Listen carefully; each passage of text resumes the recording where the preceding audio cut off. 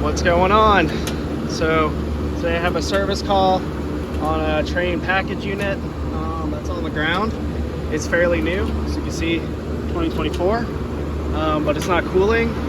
So I have both units or fan motors are running, but I have no compressor.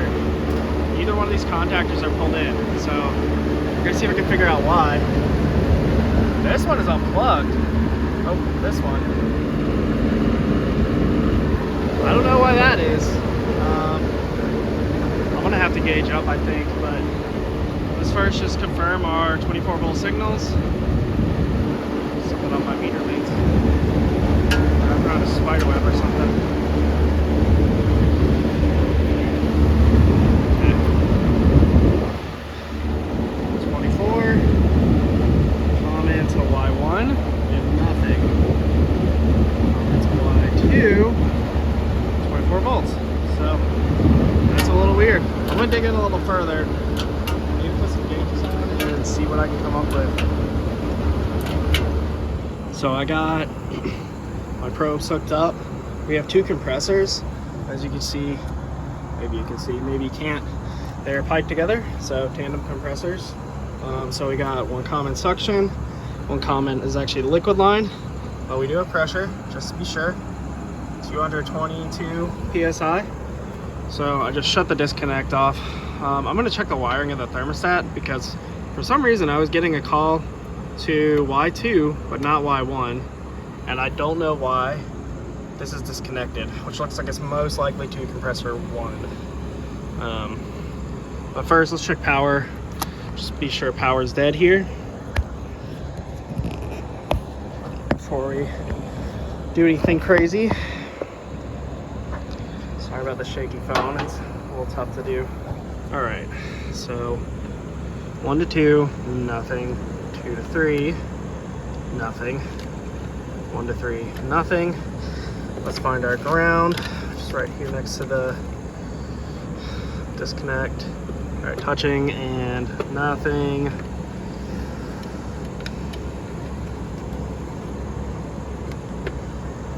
Nothing. And nothing. Okay, so we're safe to work on it. We'll just do a quick check at the contactor, see if we got any resistance to ground.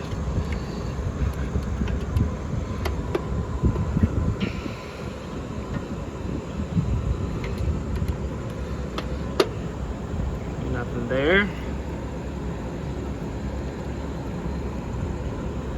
Nothing there. Nothing there. So I don't know why. Again, that's disconnected. I'm gonna check it out the compressor. I'm gonna take this off and then I'll come right back. I'll put my alligator clips on the lead so it'll be a little easier to show what's going on. All right, so I got the cover pulled off. I got the harness pulled off. I have one alligator clip on my ground. I confirm that it's a good ground. I got one on first winding here. We got open line. Check my next one. Open line. And open line. Okay, so now I'm gonna check resistance to each other. So it looks like about 0.4 ohms of resistance. I have the Copeland mobile app pulled up here. We're gonna look if it'll focus. Looks like 0.359, which my meter doesn't quite have that resolution, so I'd say 0.4 is pretty darn close. 0.4 on one, 0.4, and 0.4, okay? So that all looks pretty good. So I'm not sure why this compressor was unplugged. What I'll probably do, put the harness back on, get this all buttoned up, and then do a push test, just a bump start on the contactor. and then just see if it runs, see if it pumps. Maybe it was phased incorrectly. I'm not sure. I've worked at this site before, but one, it's been a long time, and they changed the equipment since the last time I worked here. It was 2 older R22 compressors that, if I'm not mistaken, at least one was shorted to ground. I think the other one had no refrigerant, something to that effect, but they were in pretty rough shape. So they replaced the equipment, which is fine. Not with us, which again is perfectly fine. But I don't really have any history on this particular unit, so I'm gonna try to dig in. Again, I'm gonna check the thermostat wiring and configuration, because I don't know why I had a call at Y2 and not a call at Y1, and that's probably why my second contactor was not pulled in, even though it's wired. So I gotta dig into this a little bit. It might just be a simple setup wrong, and they tried to cover for themselves by disconnecting one of the contactors.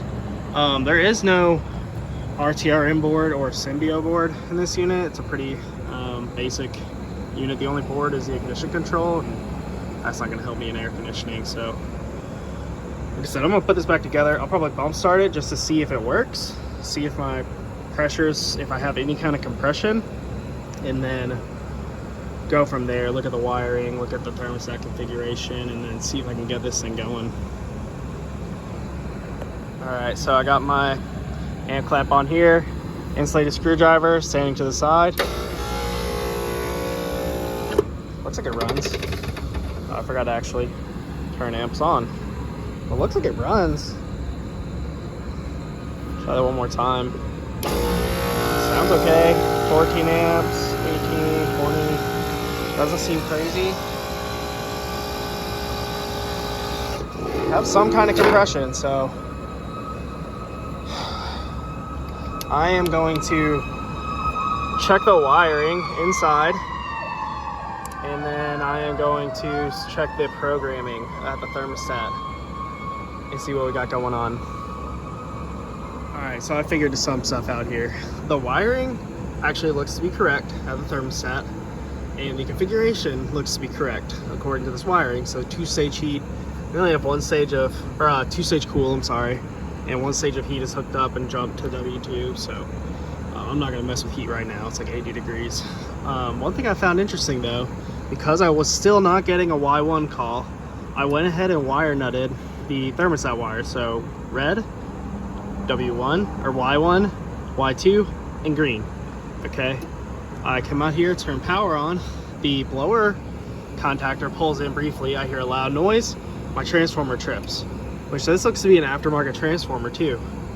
So I think I figured out why this contactor was removed. If we look here, I got my alligator clips hooked up to the coil. A little hard to see, but wires removed.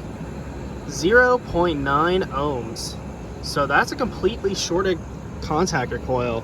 So that means 24 volts has essentially a direct path to common. So that's gonna pull really, really high current really fast and then trip a fuse or a transformer. And then let's go to Y2 contactor, which was not doing anything, but when I energized Y1 and Y2, it tripped. Look at that, 0 ohms across it. Not mega ohms, not kilo ohms, 0 ohms. So we have 2 completely shorted contactor coils, or it would even be maybe shunted to common. For reference, let's just, I know that the spider webs everywhere. Outdoor fan contactors work. So let's just pull these off. Put 1 clip there, take this off. We're gonna put 1 clip on this side. We're gonna check our resistance. 14 ohms across this contactor coil that I know is working. It's not a perfect comparison because it's different contactors, but they're all 24 volt coils. So that's an issue. And this is, like I said, maybe not brand new, but this is a relatively new unit. And these are factory contactors, I believe. So I don't know what's up with that. I'm gonna see if I got some replacements that I can put in here for the meantime and see if I can get it cooling. Yeah, that's pretty crazy. I feel like we used to never really see contactor coils that were shorted,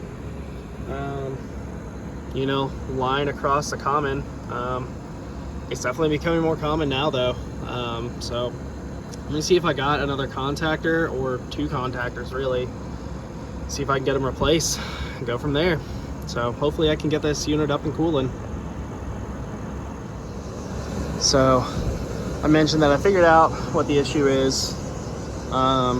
These contactors both need to be replaced. Both of the contactor coils are shorted from 24 volt hot to common.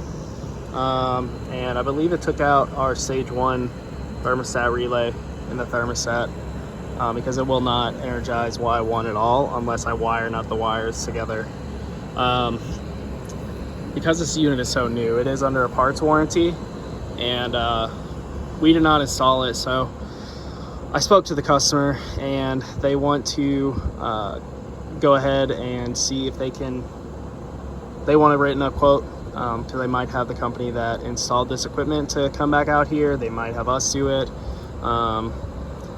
Unfortunately, I don't have this large of contactor 60 amp on my van. I could pick it up locally and put it in, no problem, but gotta do what the customer wants. They want a written up quote, so I'm gonna write up these 2 contactors with this auxiliary relay for the crankcase heat, and the thermostat. I'm gonna write all that up. I'm gonna turn it back on and just let them have a blower, so at least I have some kind of air circulation. And yeah, that's pretty much it. You know, I like to get equipment running. I don't really like to walk away from equipment when it's down, even if it's in this kind of circumstance. But we can only do what the customer wants to do, and we can only provide the service that they want to pay for. And sometimes we can't fix everything because, you know, people's bosses need to approve it, or they want to look at it written out, and that's perfectly fine. We work for the customer. So that's gonna be it. Thanks for watching, and yeah, we'll catch you on the next one.